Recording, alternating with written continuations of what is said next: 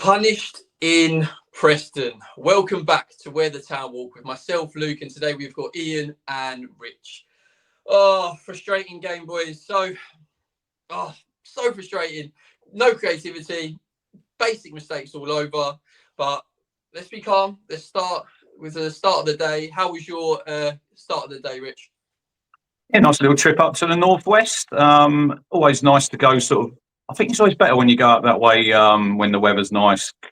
About 4 hours, got up there about 1:45, and then got to take in the Spud Bros or whatever they're called. They got their little van outside. I mean, the queue, guys, was absolutely ginormous. So queued up there, and that was probably the highlight of the day, I'm afraid, because the football was it wasn't very good, was it? What did you have? What did you have from Spud? Right, so I had garlic butter, cheese, beans, and coleslaw. And I tell you what, it might have not looked great, but it tasted. It's the best jacket potato I've ever had. If anyone goes to Preston, if you're an away supporter, visit the boys this season because it's decent bit of scram.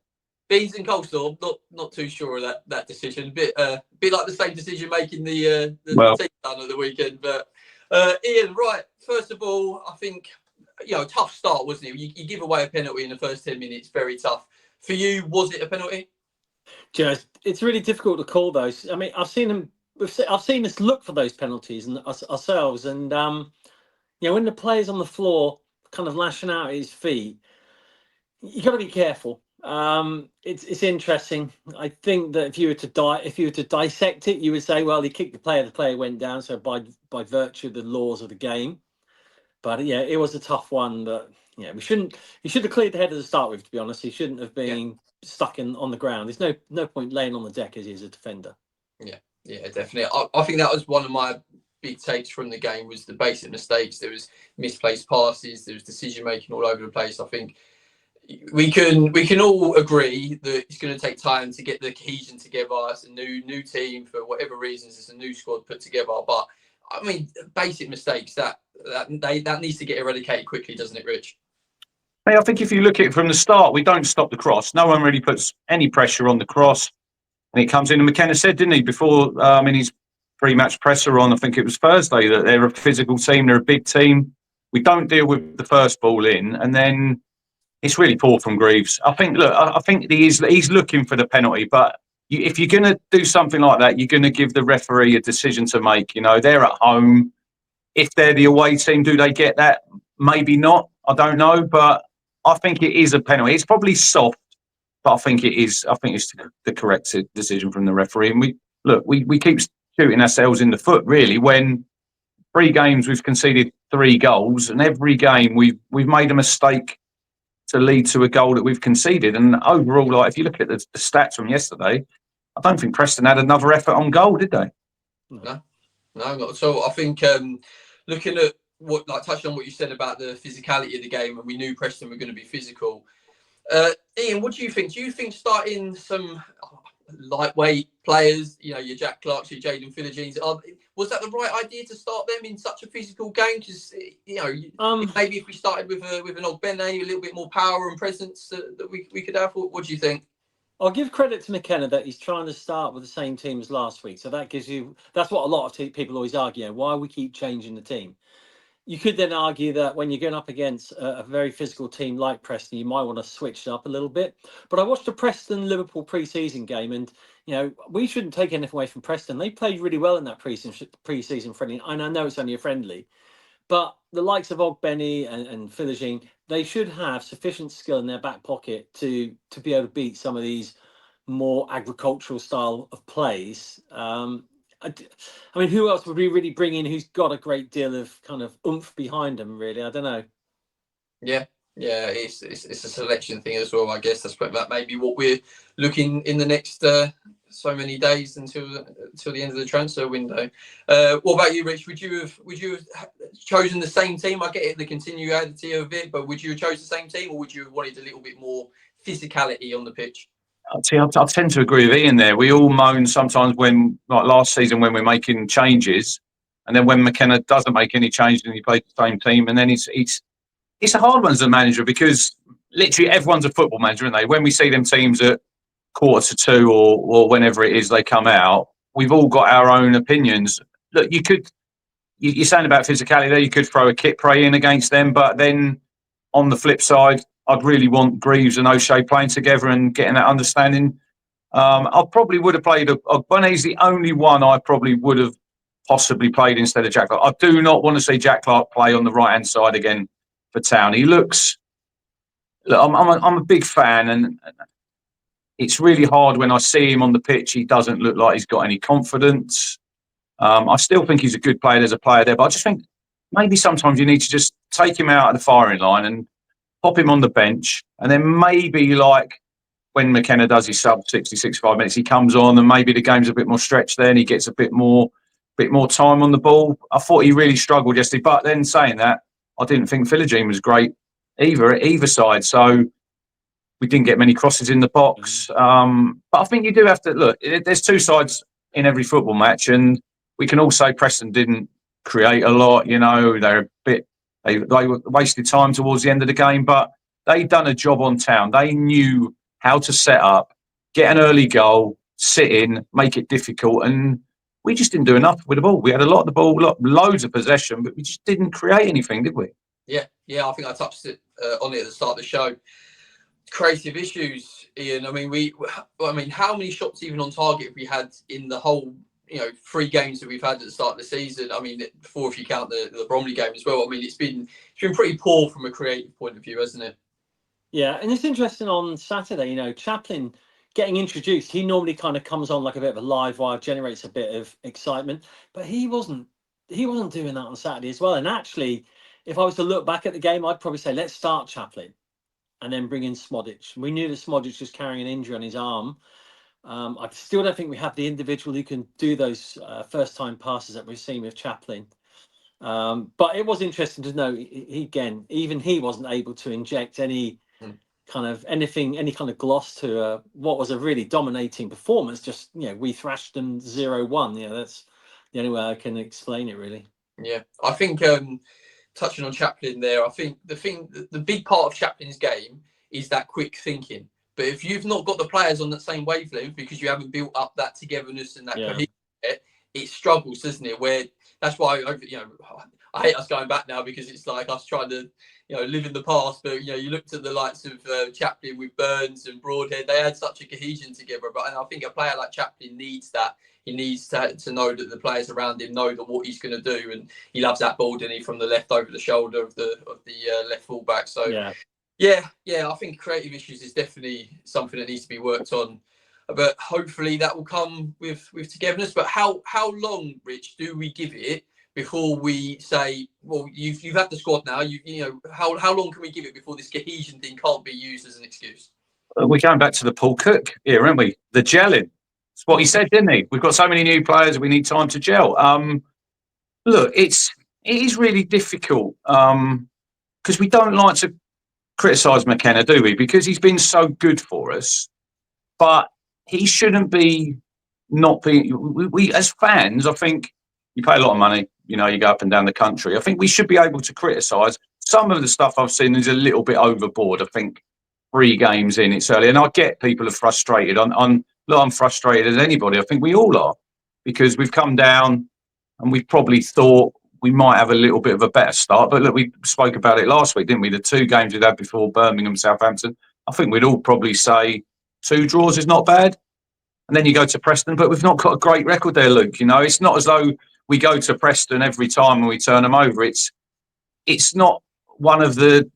Look, it's a long trip. Look, great support again yesterday. I think 4,500 turned up, and they keep turning up. And we've not had a lot to shout about in the last sort of since Christmas. When we beat Chelsea just after Christmas there, and I think we were all thinking, yeah, this is it. We're getting into gear. And then what is it? 1 league win we've had this year against Bournemouth, and it's 4 wins. I said Ian said he heard me on the radio yesterday. It's 4 wins in 41 league games, McKenna. And I know you've got to take some context that it was the Premier League last season. Now we're in the Championship, but football manager, he's judged on his results, and it's not good enough from McKenna, and he'll know that. He doesn't need anybody to tell him it's not good enough. And then I think yesterday I see another stat. It was we'd equalled the record since 1954. It's 22 league games since we've kept a clean sheet. And that's another problem. If you're always conceding, and I think we will get there and we will score plenty of goals. But in them games at the minute, when we're not creating a lot, if you can keep that back door shut and not let a goal in, I mean, really, that game yesterday should have probably ended 0-0 because they created literally next to nothing. But we give them a leg up, don't we? We give them a head start. We give them something on to, and then they'll say, we'll sit in. Come on, beat us. And we never really, I never feel confident watching Town when a team sits in, they call it a low block or whatever you want to call it. We just don't seem that we're capable of, we've got good. I can't sit here and say we haven't got good players because we've spent a lot for a team like Town. We've spent a lot of money and we're probably going to spend some more money in the next week. But sooner or later, hopefully that we can get a victory against Derby.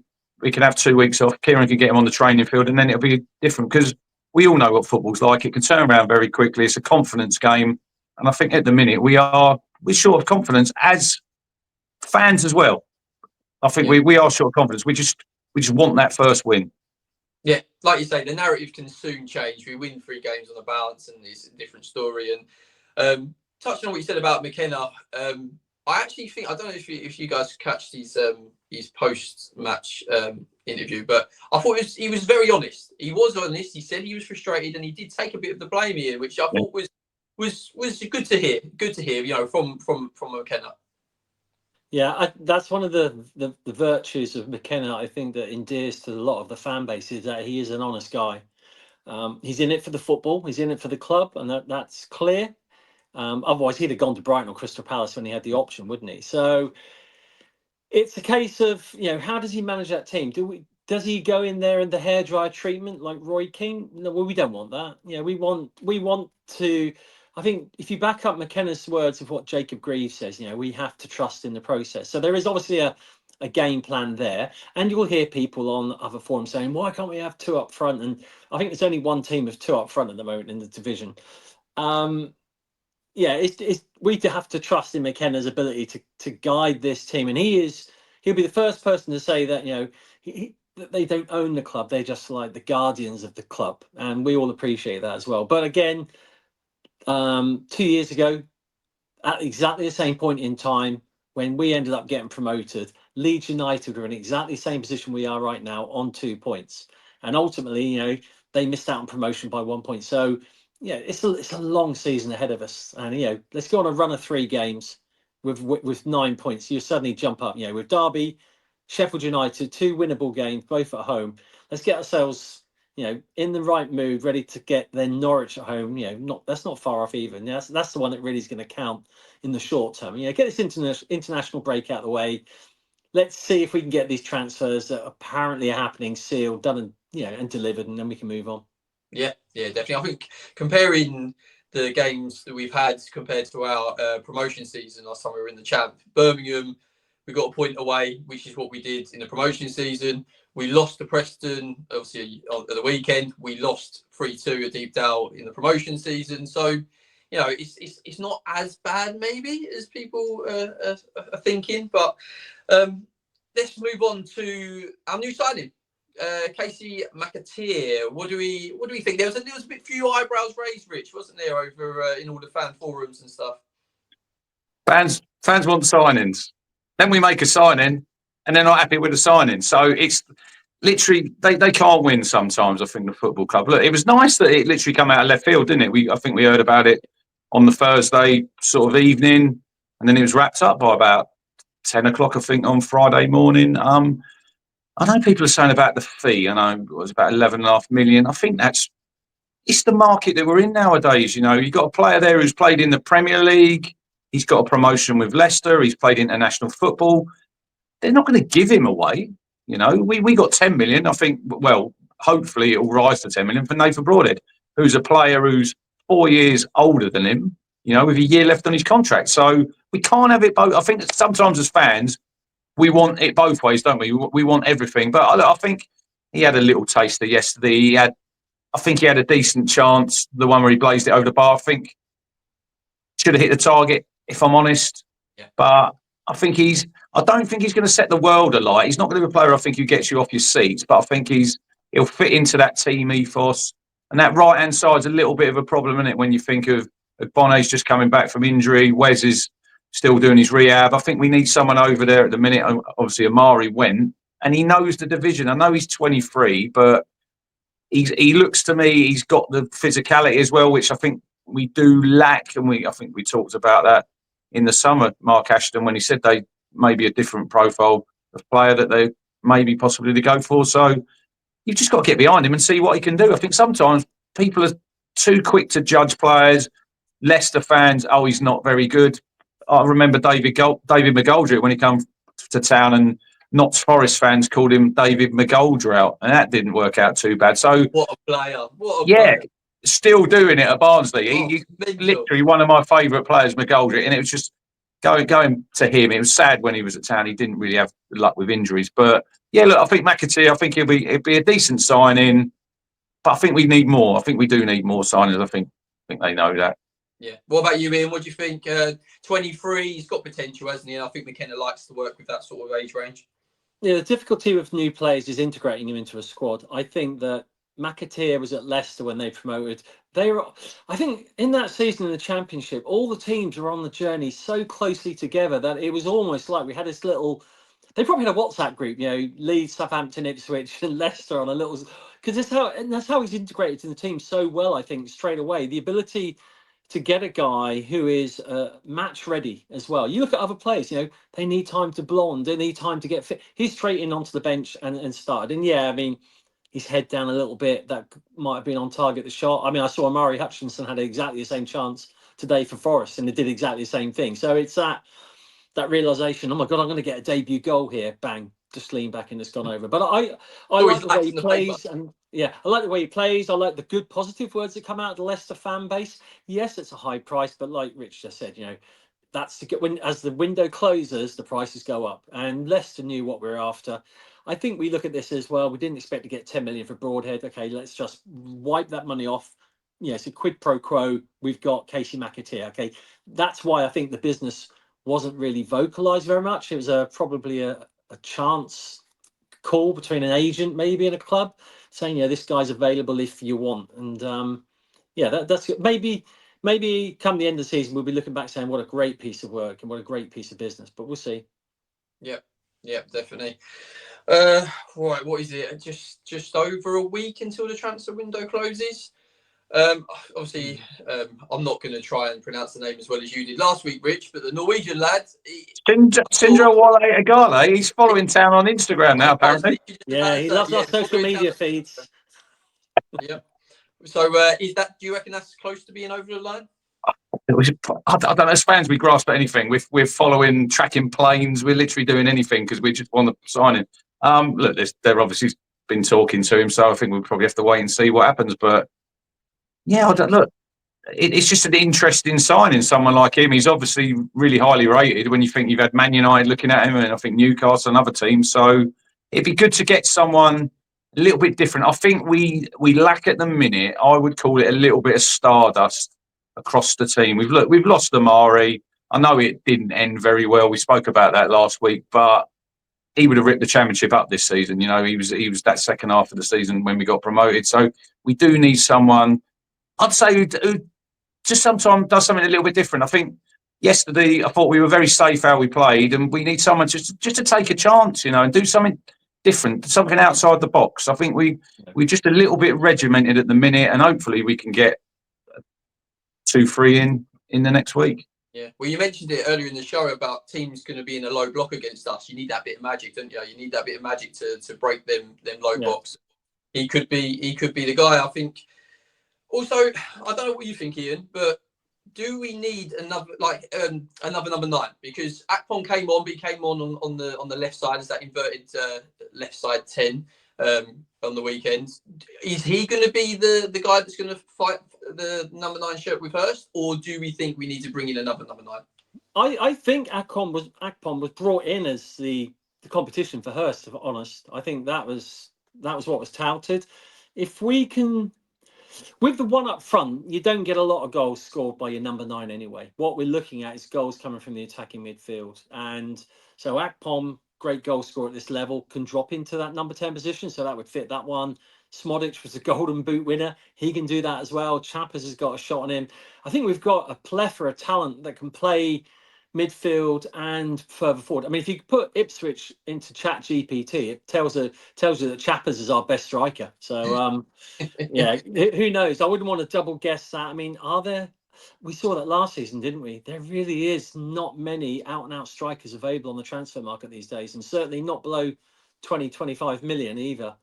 So yeah, I think the way McKenna works, he would want to have someone who can play that midfield position and get the goals. And as much as I like, Taylor, unless he's hitting it from distance, he's not going to be getting those other opportunities that we're expecting. The other one was Billing. That's been quite a heavy rumour this week. For me, I'm thinking great player, box to box, bit of energy, etc. I think it'd be a good signing in the Championship, don't you think, Rich? I think he's going to Nordsjælland to see today, 5 million. Yeah. So that one's off. So getting back to Akpom, I was a little bit surprised yesterday when he came on. For me, I didn't think Hurst had a great game. I didn't think he was very good yesterday. He couldn't get hold of the ball. I thought he struggled. And I still personally think we haven't really replaced the lap. I think we need a top striker. I've spent some money. I like Ivanovic at Millwall. I think he's a really good fit. I think he's a good age. But yeah, yesterday I was really surprised that Hurst stayed on. And Akpom, he was picking the ball up 40 yards from goal. And I thought, we're 1-0 down. And this is another thing. We're very regimented with how we play and the formation. It's just plan A, subs about 65 with plan A. I think sometimes, and as Alex Matthews said on the radio, you've got to change something up because I think it all gets a little bit too easy for Preston. How we played yesterday, all in front of them. I'm not sure what you think, Ian. I don't like Smodic. If he's in the 10, he's got to play closer to the striker for me. Picking the ball up 35, 40 yards from goal, that's not Sammy Smodic when he got, 31 goals at Blackburn. Yeah, he needs to literally play off Hurst's shoulder. And you think back to that Tottenham away game, he was really, really up there. I mean, he was in the right place. That's where he picks up these opportunities. Loose ball out from the back, he'll jump on that. And you're right. If you play him too deep, and I think that when we were back in the Championship, we had a bit of a problem. It was because we had the likes of Morsey and Luongo were playing too deep. They were literally 2 or 3 steps ahead of our centre backs, and that's caused too big a gap between the centre defensive midfield and then the attacking midfielders. So yeah, we need to have that middleman who can just kind of push a little bit further forward, knowing that we've got somebody who can sit in that defensive midfielder role, because otherwise you're just going to have a lot of very deep line midfielders, and you really are hoping then to kind of get the opportunities. Yeah. So say you're on the training pitch this week. What do you think is the one thing that we need to improve? So if you're McKenna, you're coming in Monday and you're saying, right, this is a big thing we need to improve. What are you saying, Rich? We've got to create more, haven't we? I think it's glaringly obvious. Someone tweeted me this morning and said we've created 6 big chances in these 3 games. And I was thinking, one of them was Smodic's away at Blackburn, at Birmingham, when the goalkeeper passed it to him. But I think sometimes now, I was watching a little bit of St Mirren Rangers game on this afternoon, and Russell Martin, there was something happening in the game. He's studying that iPad instead of looking at with your eyes. I think that's the best thing. Sometimes, obviously as a football supporter, we watch a game with our eyes. So I would say, if I'm McKenna this week, we've got to create more. We've got to move the ball quicker as well. When you've got everyone sitting behind, and I'd have thought Derby would probably come and sit in a little bit. They got their first point on Friday, but I don't think they're going to come. If they come to Portman Road on Saturday and they come and try and play us at football, I think we'll beat the majority of the teams in this league.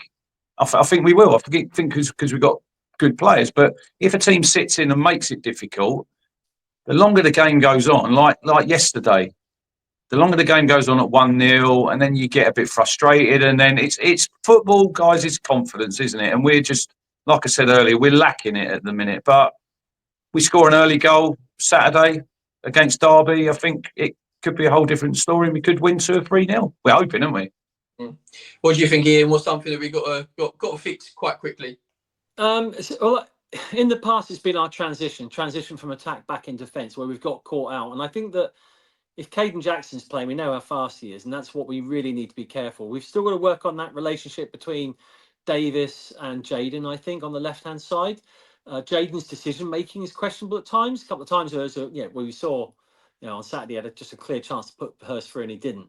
So maybe work on some of the decision-making, looking at scenario-based small-side games or something, but that's what he wants to work. He wants to work on the cohesion between these small units. So the left-hand side certainly needs a lot of work. If we're going to bring Clark back onto the left-hand side again, you're going to have to incorporate him into that. The midfield, I mean, are we going to have Taylor and Matusira playing again in the middle? Are we going to see a change? I don't know, because they need to be able to incorporate the defensive duties with the creating and the flair as well that we need. And we can't afford to have the likes of Smolledge keep coming too deep, or else we just leaving Hurst on his own. Just a quick question for you two. Like you're saying about the midfield there, Ian. Do we really need to play, as they say, 2 6s? Because you got a game like yesterday, you only really need one midfielder in there sitting, really. Yeah. Because we dominate the ball. Yeah, Matusira could go back and he could be that pivot for the 2 centre-backs and then just bring the play up.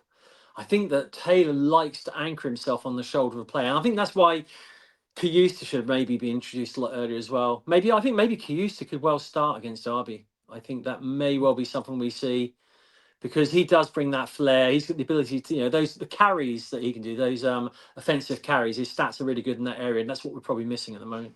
Yeah, I agree, Rich. I don't think we need, in certain games, I don't think we need to have 2 6s. We don't need a double pivot. We don't.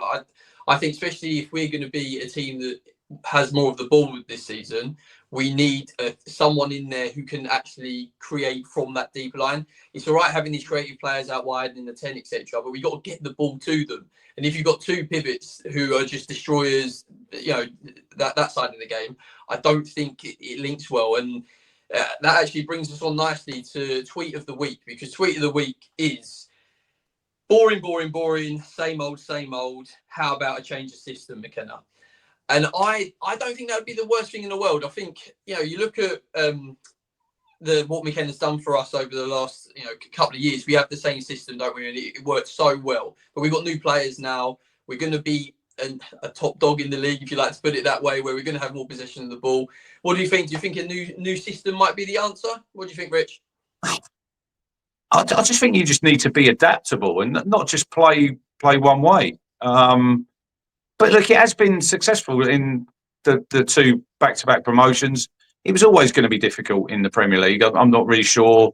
However you set up, we were probably going to struggle. We were probably going to get relegated. But now we're back in the Championship. Possibly, it all depends.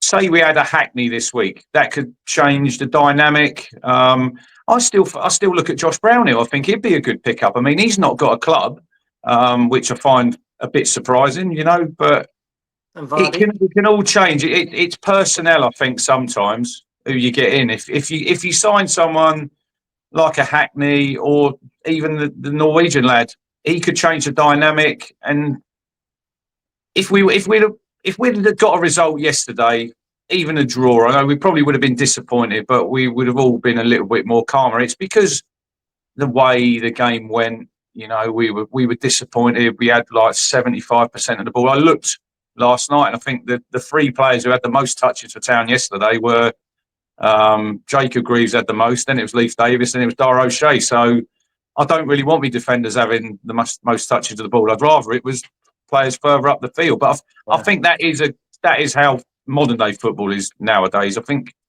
a lot of teams all play the same way. It's like Ian said. I think it was probably Preston, Ian, who played 2 strikers yesterday. They had 2 up front, whereas not many teams do it. And I know everyone says, "Oh, play another striker," but that's not modern football, is it, nowadays? Yeah, very much possession based. Yeah, I think touching on what you said about Josh Brownhill, that would be the type of player if we were playing with 1 pivot, and you could have a Brownhill and a Schmodix, who actually, I have seen a podcast that Schmodix has done, and they're actually really good friends. So if Schmods fancies to give Brownhill a little bell and see if he could, make his way to Town, that would be great. But yeah, that would be who you could have, couldn't you, in that sort of position. Yeah, what do you think, Ian? Change the system or stick to what we do?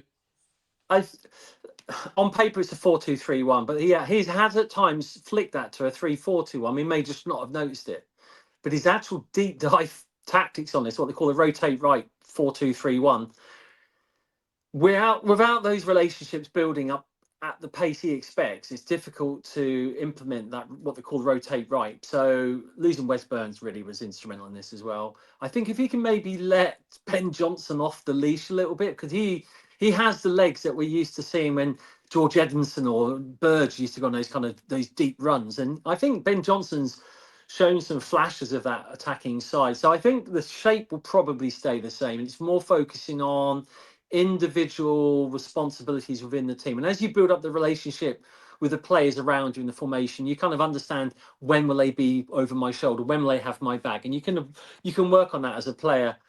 What I really want to see is a ruthlessness. So I don't think we've been ruthless and since probably the time we beat Doncaster 6-0 back in 2021.